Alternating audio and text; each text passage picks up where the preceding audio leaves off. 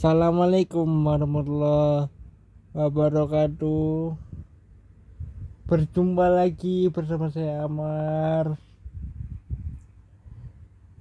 Indonesia kembali harus menerima kenyataan bahwa kita kembali kalah di lanjutan kualifikasi Piala Dunia 2026 zona Asia tadi malam, ketika kita dibantai oleh Jepang dengan dengan dengan skor 4-0. Sebenarnya kalau boleh jujur, kita mendapatkan banyak peluang, tapi yang saya kecewa adalah efektivitas dalam memanfaatkan peluang tersebut, terutama di babak pertama. Kita dapat 2 atau 3 peluang emas kalau aku nggak salah inget ya, tapi itu pun tidak kita bisa manfaatkan. Jika andai kalau kita bisa lebih efektif, mungkin hasilnya akan berbeda, mungkin kisahnya akan berbeda. Namun ya, apa mau dikata, setelah gol bunuh diri dari Justin Hubner, semuanya berubah. Indonesia seperti kehilangan fokus. Kenapa dan di malam saya tidak bikin video atau bahkan sebelum laga? Karena ya, saya tidak siap untuk bikin video tadi malam, makanya baru sekarang. Dan kalau ditanya apa lo kecewa, ya kecewa itu pasti ada, sangat. Bukan dalam arti permainan ya, tapi dalam arti pemanfaatan peluang. Kita tidak bisa efektif dalam memanfaatkan peluang. Itu yang saya kecewakan. Kita tidak bisa tajam di depan gawang menghadapi tim sekelas Jepang yang punya pertahanan luar biasa. Mereka baru kebobolan sekali, sudah mencetak 19 gol.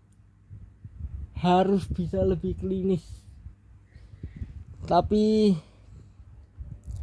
kita tidak bisa melakukan itu. Kita tidak bisa memanfaatkan peluang yang kita punya, gitu loh. Kita bisa ngelawan tapi kurang efektif.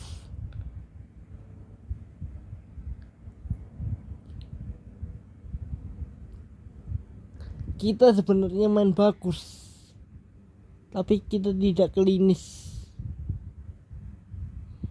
Itu aja permasalahannya, itu aja, gitu loh. Banyak peluang gitu sebenarnya, tapi tidak efektif. Berbeda dengan Jepang, mereka tidak terlalu banyak bergerak, tapi mereka efektif, mereka klinis dan kolektif, kerja sama tim.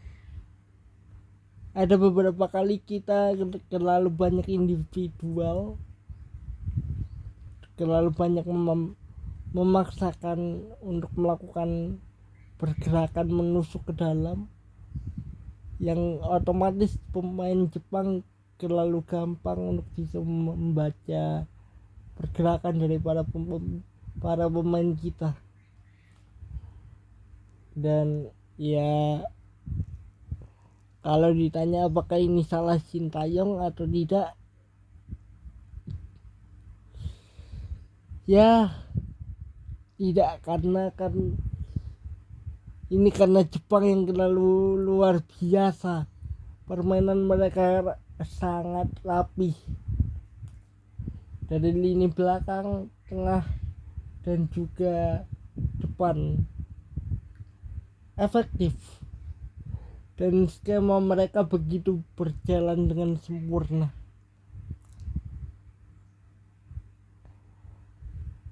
Apakah peluang Indonesia untuk lolos ke ronde berikutnya masih ada? Masih, cuma apa ya, bukan pesimis, tapi apakah kita bisa lebih efektif di laga-laga berikutnya, termasuk kala menghadapi Arab Saudi di tanggal 19 November besok. Kita harus bisa memanfaatkan setiap laga kandang menghadapi Bahrain, China, dan juga Arab. 3 laga kandang, 2 away, 2 melakoni laga tandang. Ini artinya dalam 4 laga tersisa kita harus bisa menyapu bersih, mengambil poin gitu loh. Kita tidak usah berhitung menghadapi Jepang, tapi menghadapi yang lain, menghadapi Bahrain, China, Australia, Arab, kita harus bisa dapat poin gitu loh. Sudah berulang kali saya katakan bahwa kita harus lebih efektif, harus lebih klinis dalam memanfaatkan setiap peluang. Begitu kita dapat bola, begitu kita dapat kesempatan untuk melakukan tekanan, usahakan kita bisa memanfaatkan setiap momen, setiap celah di pertahanan lawan.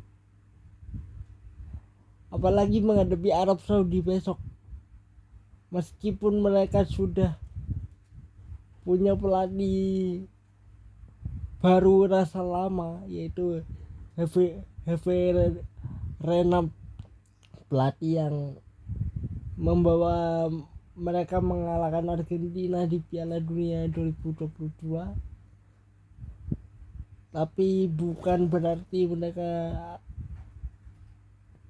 tidak punya kelemahan. Meskipun di laga terakhir permainan mereka menghadapi Australia sangat mengerikan,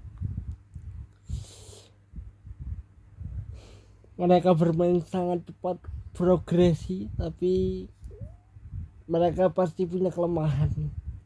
Tinggal bagaimana tanggal 19 besok kita bisa memanfaatkan setiap kelemahan Arab Saudi.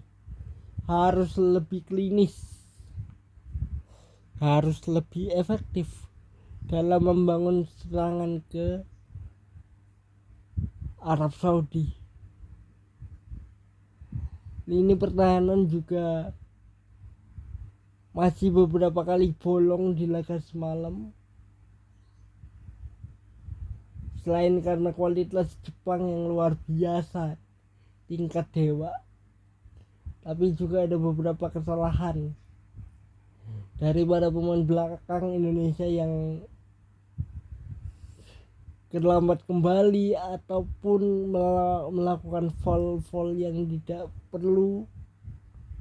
Itu harus kita kurangi menghadapi Arab dan juga menghadapi tim-tim lain di sisa laga kualifikasi Piala Dunia 2026. Jadi itulah hasil dari laga Indonesia menghadapi Jepang yang lagi-lagi mengecewakan, tapi ini juga adalah sebuah pelajaran bahwa level dari Jepang masih 2 tingkat di atas kita.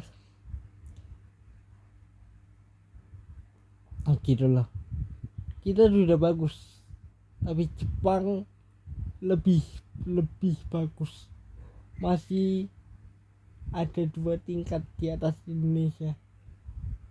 Jadi sampai ketemu lagi di video lainnya.